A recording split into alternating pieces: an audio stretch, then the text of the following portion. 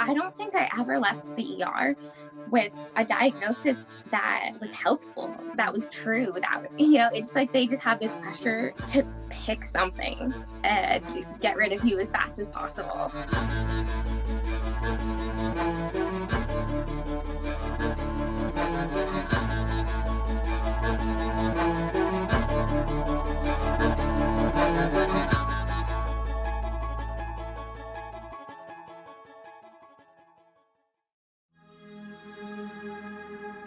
I have what's called trigeminal neuralgia and anesthesia dolorosa, and I've been dealing with that for the last 4 years.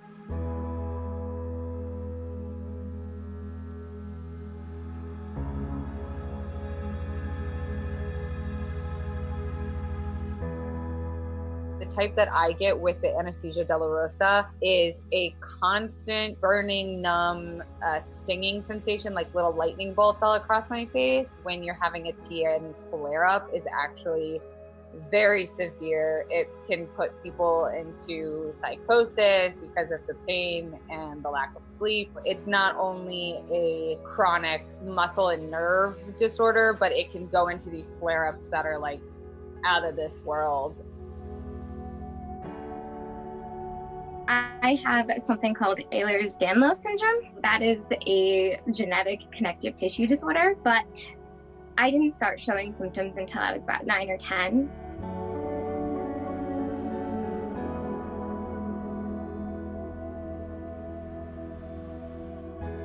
I never finished high school. Halfway through 10th grade, I just lost the ability to breathe. It was so hard to explain to doctors when I would go and they would give me the eye chart and I would be like, well, yeah, I can tell you exactly which letter I'm looking at. The problem is I don't get what I'm reading. It wasn't until I was 16 that we finally figured it out.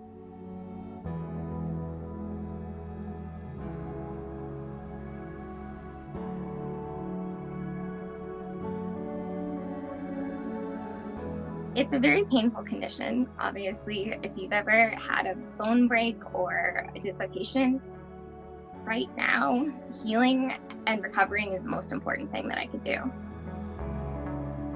Everything started when I was 15. I was fortunate enough to go to India, but I got a bacterial infection and parasites that I still have not shaken to this day.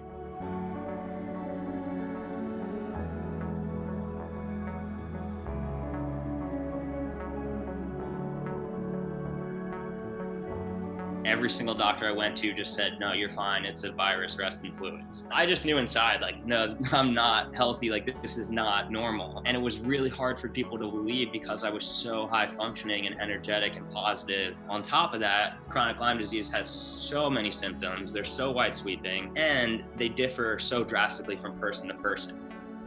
Part of the reason why maybe it hasn't gotten as much attention as it should is because it's not like people are dying from it.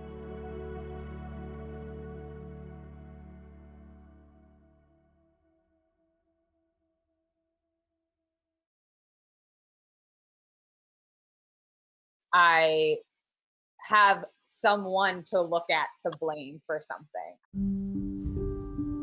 The doctor was actually a friend of the family. I've been living in LA for 10 years, but I would fly home to see that doctor because I've been seeing him for a while. We didn't think to get a second opinion. We didn't think to stop and go, something's not right here. We didn't know any better.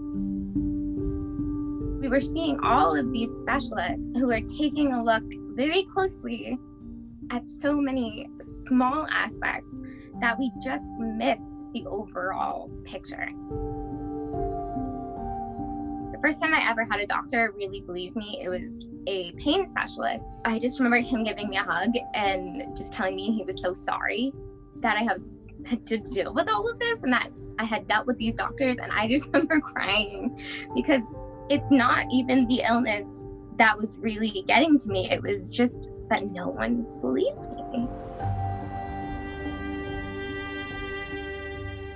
The system's not built for people with chronic illness. It's driven by incentives and it's set up to treat things that you could look at under a microscope and that have a clear cause. It seems like none of our diseases fall under that situation. The inherent relationship that you're supposed to have with the doctor is you go to them with a problem and you trust them to solve it.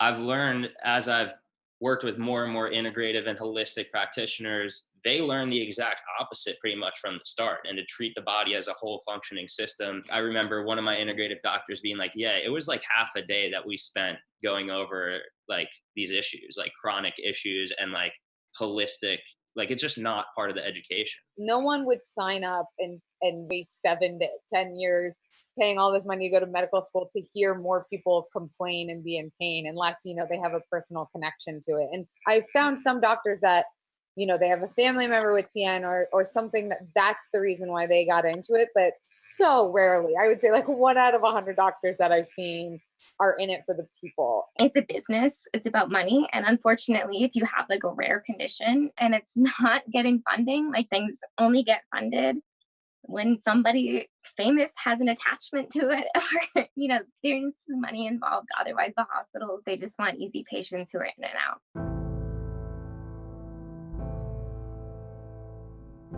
I have not had a standard procedure or seen a general care doctor in years.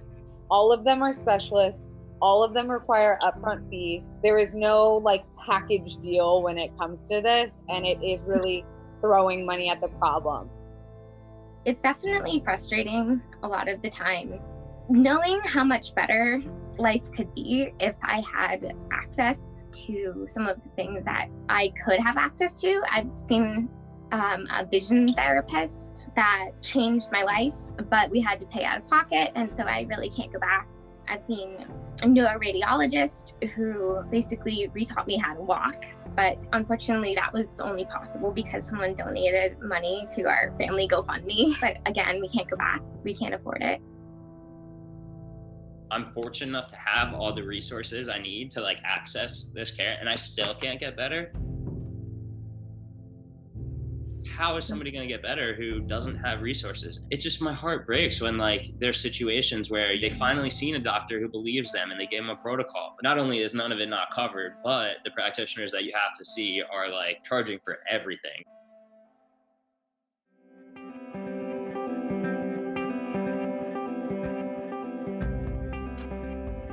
I think I've lived in such a dark, crappy time for so long that I'm now working on the mental. I'm like, okay, well, if I can't physically feel better, how do I mentally feel better?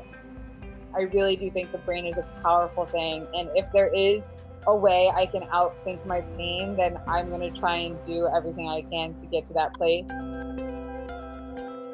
With any of these treatments and the journey with chronic illness, expectations is a huge piece that comes into play. We've probably gone into a surgery or a treatment or a situation where we have loved ones or supporters or doctors or whatever it is telling us, you know, this is it. This is going to get you better. And it's like, yeah, well, I'll believe it when I see it. It's very possible that life could even get more difficult. I could get hit by a truck today or like get cancer tomorrow. So it's like, I can't control that. The only thing I can continue to do is work on how I respond to life and strengthen my ability to do that. The surgeries and the treatments that I've had, a lot have been considered experimental. We have no idea what this is gonna turn into. We just have to keep trusting with the knowledge that we have right now. I don't need to live a normal life, but I'd sure like to live some kind of life.